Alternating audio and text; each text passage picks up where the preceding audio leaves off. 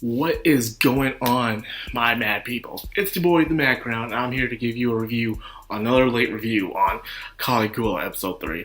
I know. It comes out Sunday and stuff. Yes, I know it comes out Sunday, ladies and gentlemen. And it seems like every Sunday, these gig jobs want to pull me up on something. Like, I had to go through walking and someone in a freaking suit from Paw Patrol all day Sunday, and it was hot outside, and I was wearing a suit myself, so not a good thing. Not a good thing. So, without further ado, let's get on with this review of Caligula episode 3. I have to say, of all the things I love out of story, is mainly psychological perspective. One of the main things I love out of story. Not just good characters and plot, but I love what goes on in here. You see, you can have an object and 4 people in a room looking at that object. And those 4 people probably have 4, even more, but I'm just sticking with 4 ways of viewing that object.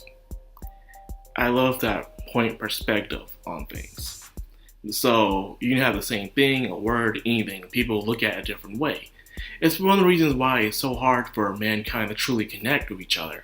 Because, different opinions, different perspectives, different backgrounds, all that stuff.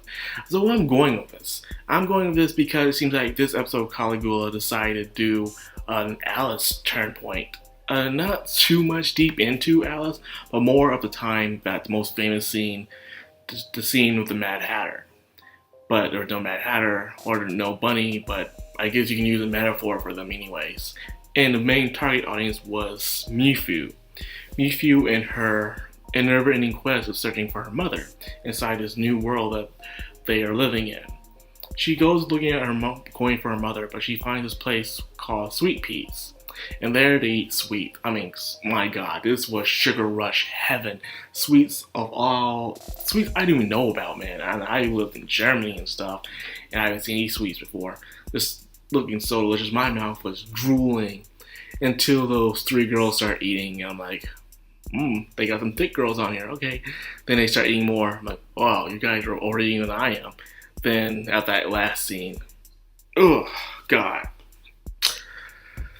This episode, it had me like, that looks delicious, to make me want to puke at the very end. I guess even sweet things can become disgusting. That determines how much you have an intake of them. But that's not the main point of this episode. It is facing your inner demons. Facing your own issues with yourself. Sure, say you're on the quest looking for somebody, but you gotta wonder, where is that person? Why that person's gone? How did that person leave in the first place? Did you decide to kick them out? Did they decide to leave on their own? Or circumstances just came up?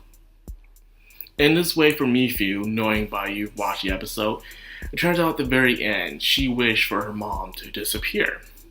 Turns out Mifu had discovered something very bad about herself. She is a terrible person. She hates fat people. But to her, she loathes fat people. She can't stand the sight of them. She thinks they're just a disgrace on society and everything. And I'm like, yo, girl, dang. I'm glad you're being honest, but my God, that's kind of messed up. Like, come on, man. I know a lot of fat people. Some people consider me fat sometimes, and I'm like, hey, that's just me. But the fact that how much her deep hatred is for it, the question is why? Why does she hate fat people? Why does she loathe fat people so much? That's the thing when you get deeper into. As you see, she was in a very uncomfortable situation. Mifu was not the type of girl that likes to hang around and do all the cutesy things and stuff like that. She seems to be a very straightforward, to the point kind of girl, So she doesn't want to do all the cute mammal chants and stuff like that. She don't like things lagging on forever. So in this situation, you can see what she had to change. She had to change her fairy name. She had to cute. She had to eat the sweets just to please Sweet Pea. And as you clearly see, Sweet Pea was trying to stop her. As you know, Sweet Pea is one of the musicians. So I guess she's the first boss, I guess. So congratulations for Mifu for being the first boss. Well, technically, she didn't beat the first boss. It was actually Vlog Girl. So, pretty much, in this world of the Mambus, all wishes are granted within the power of Mew. Mew goes around making these people happy, so they will never feel despair or loneliness or anything other negative emotion ever again. So that explains the why. The question is what's the point in all this? Okay, you should create yourself your little Mumbus, and you're trying to make everyone happy, but what are you trying to do? The thing. More likely, of course, the musicians themselves are the ones controlling you, and they're having her do something. The question is what? I don't know yet. I was thinking about getting a game, then one of you guys in the comment section told me, don't get just yet, get for PS4. If I heard it was going out for PS4, I hope it does. Actually. But the reason why I really want for Vita is because if I would get it to the PS4, more likely I will not be playing it much, because I'll be playing other games that I make on the PS4. So I'm going to think about it. So next month, probably or after the anime, I'm going to play it. I have time. I have like what? How many episodes? What? 9 more weeks to figure that out. 9 weeks, people. Until I decide whether or not I would like to have the Vita game or the PS4 game. But now back on topic. Sweet Pea was a girl that seems to be very in controlling of the situation as being a musician.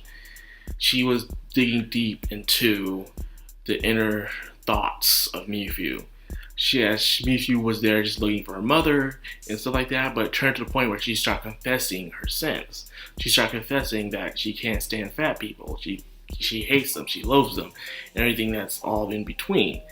It's just pure out hatred. She says society laughs at you. I guess in America, not really. Not anymore like they used to back in the 90s, but now it's more accepting, especially with all the, PC going around and everything like that.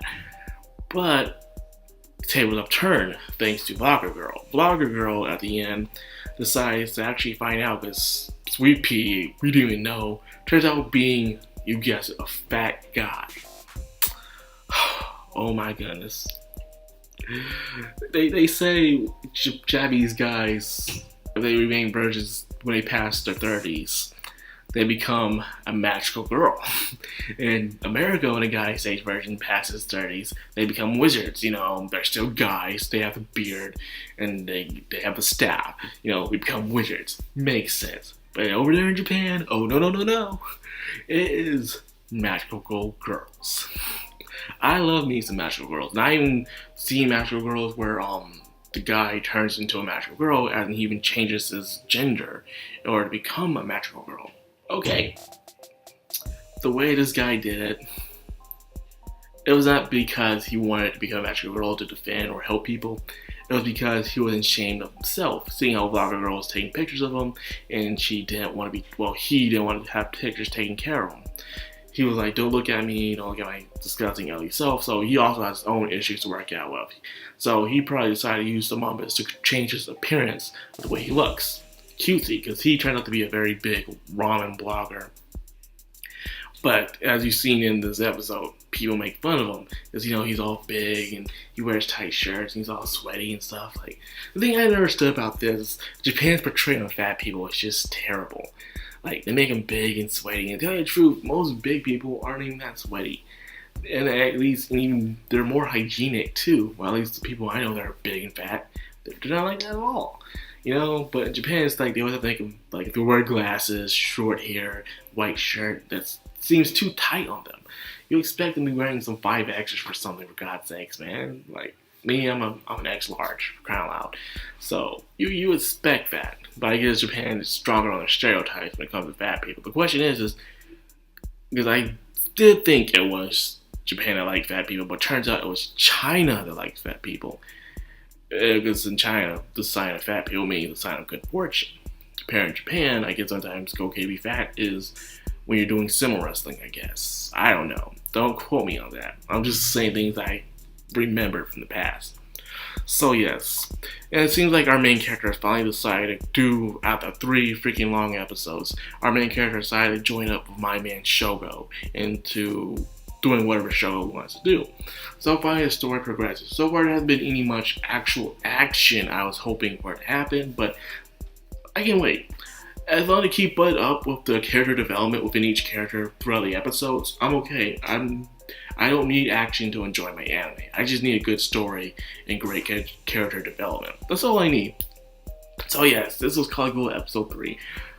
If nothing goes next Sunday, this review will be out on time. I promise you that. So, I don't know what that was. Sorry. Something crashes out in the kitchen. Anyways, that's like our first episode. I hope you guys enjoy it. If you did, please leave a like, comment, subscribe, and hit that bell icon to get more moi. I'm your host, Madcrown on Madime. Sign out.